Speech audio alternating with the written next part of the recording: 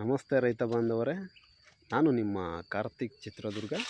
ಮೊದಲೇದಾಗಿ ನನ್ನ ಚಾನಲನ್ನು ಯಾರ್ಯಾರು ನೋಡ್ತಾ ಇದ್ದೀರೋ ದಯವಿಟ್ಟು ಎಲ್ಲ ಸಬ್ಸ್ಕ್ರೈಬ್ ಮಾಡ್ಕೊಂಡು ನೋಡಿ ಅಂತ ಹೇಳ್ತಾ ಬನ್ನಿ. ನಾನಿವತ್ತು ಮಾರ್ಚ್ ಏಪ್ರಿಲ್ ಮೇ ತಿಂಗಳಲ್ಲಿ ಬಾಳೆ ಕೃಷಿಯನ್ನು ಯಾವ ರೀತಿ ಆರೈಕೆಯನ್ನು ಮಾಡಬೇಕು, ಮುಖ್ಯವಾಗಿ ಬಾಳೆ ಅಂತಕ್ಕಂಥದ್ದು ವಾರ್ಷಿಕ ಬೆಳೆ ಆಗಿರುತ್ತೆ ಸ್ನೇಹಿತರೆ. ಪ್ರಥಮ ಹಂತದಿಂದ ಕಟಾಪಿನ ಹಂತದವರೆಗೂ ತುಂಬ ಅಚ್ಚುಕಟ್ಟಾಗಿ ನಾವು ಆರೈಕೆಯನ್ನು ಮಾಡಿದರೆ ಉತ್ತಮವಾದ ಬೆಲೆ ಬಂದು ಉತ್ತಮವಾದ ಲಾಭ ಮಾಡೋದ್ರಲ್ಲಿ ಎರಡು ಮೋಸನೇ ಇಲ್ಲ. ಎಂಥ ರೈತನೂ ಕೂಡ ಚೆನ್ನಾಗಿ ಬೆಳೆದಿದ್ದಾನೆ ಅಂದರೆ ಲಾಭ ಮಾಡ್ಬೋದು, ಅಂಥ ಕೃಷಿಯಾಗಿದೆ ಬಾಳೆ ಕೃಷಿ. ನೋಡಿ, ಬಾಳೆ ಒಂದು ಎಕರೆಗೆ ಎಷ್ಟು ಬಡ್ಡೆ ಬೀಳುತ್ತೆ? ಮುಖ್ಯವಾಗಿ ಬಾಳೆ ಒಂದು ಎಕರೆಗೆ 1000 ಬಡ್ಡೆಯನ್ನು 1000 ಸಸಿಯನ್ನು ನಾವು ನಾಟಿ ಮಾಡ್ಬೋದು ಸ್ನೇಹಿತರೆ. 1000 ಸಸಿಯನ್ನು ನಾಟಿ ಮಾಡಿದ್ದೀವಿ ಅಂದರೆ ಒಂದು ಗೊನೆಯಿಂದ 10 kg ತೆಗ್ದಿದ್ದೀವಿ ಅಂದರೆ 10 ಟನ್ನು ಬಾಳೆಯನ್ನು ನಾವು ಬೆಳಿಬೋದಾಗಿರುತ್ತೆ. 10 ಟನ್ನು ಬಾಳೆಯನ್ನು ಬೆಳೆದಿದ್ದೀವಿ ಅಂದರೆ ಅದು ಶ್ರಾವಣಕ್ಕೆ ಸರಿಯಾಗಿ ಬಂದಿದೆ ಅಂದರೆ ನಮಗೆ 90 ರಿಂದ 100 ರೂಪಾಯಿ ರೇಟ್ ಸಿಗುತ್ತೆ. ಬೇಡ ಆ ರೇಟ್ ಕಟ್ಟೋದು ಬೇಡ, ಮಿನಿಮಮ್ ರೇಟ್ ಕಟ್ಕೊಳೋಣ. 10 ಟನ್ ಬಾಳೆ ಬೆಳೆದಿದೆಯಾ ಒಂದು ಎಕರೆಗೆ 1000 ಬಡ್ಡೆಯಿಂದ ಅಂದರೆ 50 ರಿಂದ 60 ರೂಪಾಯಿನೇ ಕಟ್ಟೋಣ. ಬೇಡ ಇನ್ನೂ 1 ಟನ್ ಕಮ್ಮಿ ಮಾಡೋಣ, 9 ಟನ್ ಬೆಳೆದಿದೆಯಾ 50 ರಿಂದ 60 ರೂಪಾಯಿ ರೇಟ್ ಸಿಕ್ಕಿದೆ ಅಂದ್ಕೊಳ್ಳೋಣ. ನೀವೇ ಲೆಕ್ಕ ಹಾಕ್ಕೊಳ್ಳಿ, 5 ರಿಂದ 6 ಲಕ್ಷ ದುಡ್ಡು ಮಾಡುವುದು ಸ್ನೇಹಿತರೆ. ಒಂದು ಎಕರೆಗೆ ಏನಪ್ಪ ಖರ್ಚು ಬರುತ್ತೆ? ಸಸಿ ನಾಟಿ ಮಾಡೋ ಹಂತದಿಂದ ಹಿಡಿದು ಕಟಾಪಿನ ಹಂತದವರೆಗೂ ಗೊಬ್ಬರ, ಔಷಧಿ, ಬೇಸಾಯ, ಕಳೆ, ನೀರಿನ ಪೂರೈಕೆ, ಪ್ರತಿಯೊಂದಕ್ಕೂ ನಿಂದು ಕೂಲಿ ಎಲ್ಲ ಲೆಕ್ಕ ಹಾಕಿದ್ರು 1 ರಿಂದ 1.5 ಲಕ್ಷ ಖರ್ಚು ಬರುತ್ತೆ. ಸರಿನಾ? 1 ರಿಂದ 1.5 ಲಕ್ಷ ಖರ್ಚು ಬರುತ್ತೆ. ಒಂದು 5 ರಿಂದ 6 ಲಕ್ಷ ದುಡ್ಡು ಮಾಡಿದೆಯಾ ಅಂದರೆ 1 ರಿಂದ 1.5 ಲಕ್ಷ ಖರ್ಚು ಹೋದರೂ 4 ಲಕ್ಷ ಪ್ರಥಮ ಬಾಳೆಯಲ್ಲೇ ಲಾಭ ಮಾಡುವುದು. ಹಾಗಾಗಿ ಇದು ಬೇಸಿಗೆ ಸಮಯ, 4-5 ತಿಂಗಳು ಮಳೆಗಾಲದಲ್ಲಿ ತುಂಬ ಚೆನ್ನಾಗಿ ಆರೈಕೆಯನ್ನು ಮಾಡಿರ್ತೀರ. ಈಗ ಗೊನೆ ಹೊಡೆಯೋಕ್ಕೆ ಸ್ಟಾರ್ಟ್ ಆಗಿರುತ್ತೆ, ಏನೋ ಒಂದು ನೀರಿನ ಪೂರೈಕೆ ಕಮ್ಮಿ ಆಗುವುದು, ಗೊಬ್ಬರದ ಪೂರೈಕೆ ಕಮ್ಮಿ ಆಗುವುದು, ನಿಮ್ಮ ಫಸಲು ಕುಂಠಿತ ಆಗುವಂಥ ಸಮಯ ಇದು. ಈ ಸಮಯದಲ್ಲಿ ನೀವು ಸ್ವಲ್ಪ ಜವಾಬ್ದಾರಿ ವಹಿಸಬೇಕು, ಅಚ್ಚುಕಟ್ಟಾಗಿ ಆರೈಕೆಯನ್ನು ಮಾಡಬೇಕು. ಇದ್ರ ಕಡೆ ನಾವು ಗಮನ ಕೊಡಬೇಕಾಗುತ್ತೆ ಸ್ನೇಹಿತರೆ.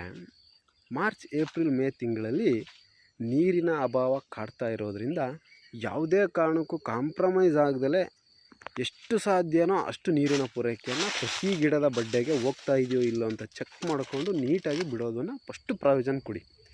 ಬಾಳೆಗೆ ಬೇಕಾಗಿರ್ತಕ್ಕಂಥದ್ದು ಮುಖ್ಯವಾಗಿ ನೀರು. ಈ ವಿಚಾರದಲ್ಲಿ ಯಾವುದೇ ರೀತಿಯ ಕಾಂಪ್ರಮೈಸ್ ರಾಜಿ ಆದರೆ ಕೆಲವೊಂದು ಡಿಸೀಸಸ್ ಬರುತ್ತೆ. ನೀವು ಇಷ್ಟು ದಿನ ಏನು ಬಂಡವಾಳ ಹಾಕಿದ್ದೀರಾ, ಶ್ರಮ ವಹಿಸಿದ್ದೀರಾ, ಅದೆಲ್ಲ ನಿಮಗೆ ನಷ್ಟದಲ್ಲಿ ಮುಳುಗು ಹೋಗೋ ಸಾಧ್ಯತೆಗಳು ಇರುತ್ತೆ. ನೀರಿನಲ್ಲಿ ಯಾವುದೇ ರೀತಿಯ ಕಾಂಪ್ರಮೈಸ್ ಆಗಬೇಡಿ.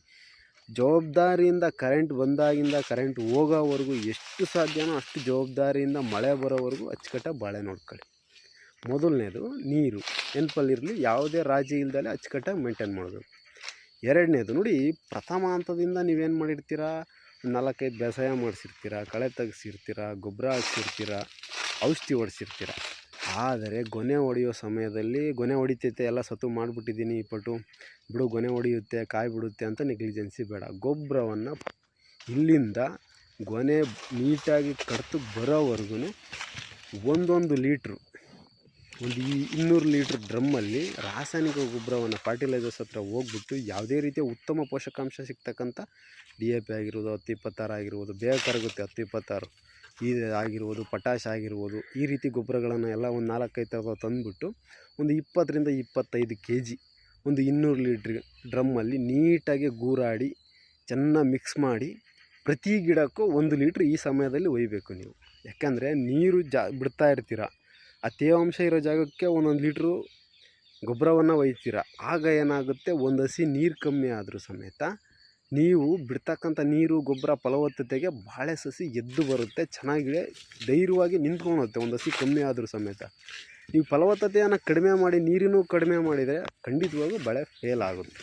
ಹಾಗಾಗಿ ಗೊಬ್ಬರವನ್ನು ಇಲ್ಲಿದ್ದ ಗೊನೆ ಕಡಿಯೋವರೆಗೂ, ಇನ್ನೊಂದು ತಿಂಗಳಿಗೆ ಗೊನೆ ಕಡಿತಾರೆ ಅನ್ನೋವರೆಗೂ ನೀವು ಗೊಬ್ಬರ, ಶ್ರಾವಣಕ್ಕೆ ಬಾಳೆ ಬರಬೇಕಾ ನಿಮಗೆ ಅಚ್ಚುಕಟ್ಟಾಗಿ ಕಾಯಿ ತೂಕ ಬರಬೇಕಾ, ಇಲ್ಲಿದ್ದ ಒಂದು 3 ತಿಂಗಳು 4 ತಿಂಗಳು 1 ಲೀಟ್ರ್ ಗೊಬ್ಬರವನ್ನು ಒಯ್ಯಿರಿ.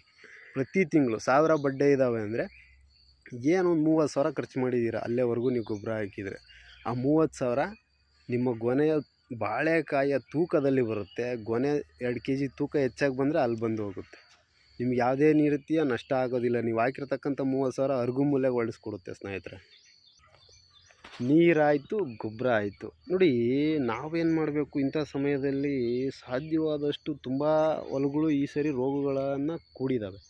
ಅಂಥ ರೋಗಗಳು ಕೂಡಿರ್ತಕ್ಕಂಥ ಬಾಳೆ ತೋಟಗಳಿಗೆ, ಈ ರೀತಿ ಉತ್ತಮವಾಗಿರ್ತಕ್ಕಂಥ ತೋಟಗಳಿಗೆ ಗೊಬ್ಬರ ನೀರು ನೀಟಾಗಿ ಮೇಂಟೈನ್ ಮಾಡಿದರೆ ಸಾಕು. ಅದೇ ಕೆಲವೊಂದು ಗರಿ ಕೆಂಪತ್ತೋದು, ಬೆಂಡು ಒಣಗೋದು, ಏನೋ ಒಂದು ರೋಗದ ಲಕ್ಷಣಗಳು ಕಾಣ್ತಾ ಇರ್ತಾವೆ ನೋಡಿ, ಅಂಥ ತೋಟಗಳಿಗೆ ಔಷಧಿಯ ಮೊರೆ ಹೋಗಬೇಕಾಗುತ್ತೆ.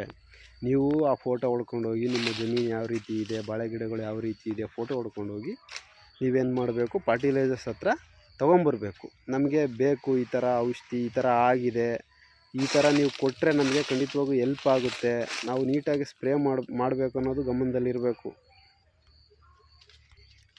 ಔಷಧಿಯನ್ನು ನೀಟಾಗಿ ಸ್ಪ್ರೇ ಮಾಡಬೇಕು.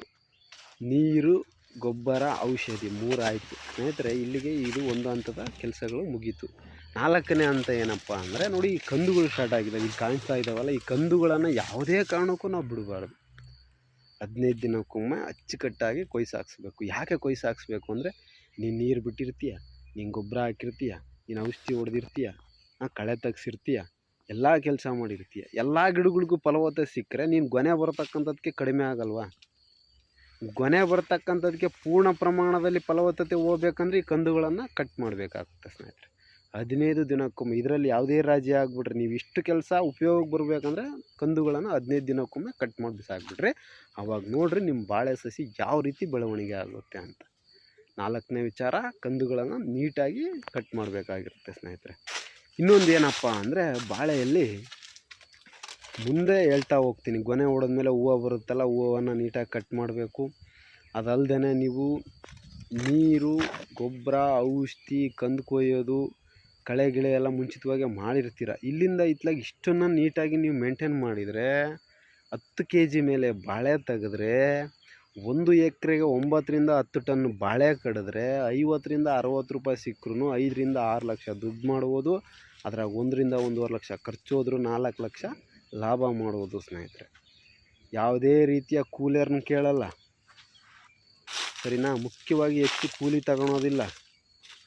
ಏನು ನಾವು ಖರೀದಿದಾರರು ಬರ್ತಾರೆ, ನಾವು ತೂಕ ನೋಡ್ಕೊಳೋದು, ಅವ್ರು ಕಡಿದು ಎಲ್ಲ ನೀಟಾಗಿ ದುಡ್ಡು ಎಣಿಸ್ಕೊಟ್ಟು ಹೋಗ್ತಾರೆ. ಇಷ್ಟು ಮಾಡ್ಕೊಳಕ್ಕೆ ಏನಾಗೈತೆ ಇಷ್ಟೆಲ್ಲ ಕೆಲಸ ಮಾಡಿ? ಇದೆಲ್ಲದರ ಜೊತೆಗೆ 2ನೇ ಬಾಳೆಯನ್ನು ನಾವು ಕಂದು ಬಿಡಬೇಕಂದ್ರೆ ಯಾವ ಸಮಯದಲ್ಲಿ ನಾವು ಬಿಡಬೇಕಪ್ಪ ಅಂದರೆ, ನಮ್ಮ ತೋಟ ಈಗ ಸ್ಟಾರ್ಟ್ ಆಗಿದೆಯಲ್ಲ, ಮೊದಲೇ ಬಾಳೆ ಅಷ್ಟು ಗೊನೆ ಹೊಡಿತತೆ ಅಂದ್ಕೊಳ್ಳಿ. ಬಾಳೆ ತೋಟ 1 ಎಕರೆ ಇದೆಯಾ, ಅಷ್ಟು ಗೊನೆ ಹೊಡೆದಿದೆ, ಒಂದು 90% ಅಂದಾಗ ಪಕ್ಕದಲ್ಲಿ ಒಳ್ಳೆಯ ಕಂದನ್ನು, ಭೂಮಿಯಿಂದ ಬಂದಿರತಕ್ಕಂಥ ಕಂದನ್ನೇ ಬಿಡಿ. ಯಾಕಂದರೆ ಕೊಯ್ದಾಕಿರ್ತಕ್ಕ ಕಂದನ್ನು ಬಿಡಬೇಡಿ, ಮುಂದಿನ ದಿನಗಳಲ್ಲಿ ಅದು ಮುರ್ಕೊಂಬಿದ್ರೂ ಬೀಳ್ಬೋದು.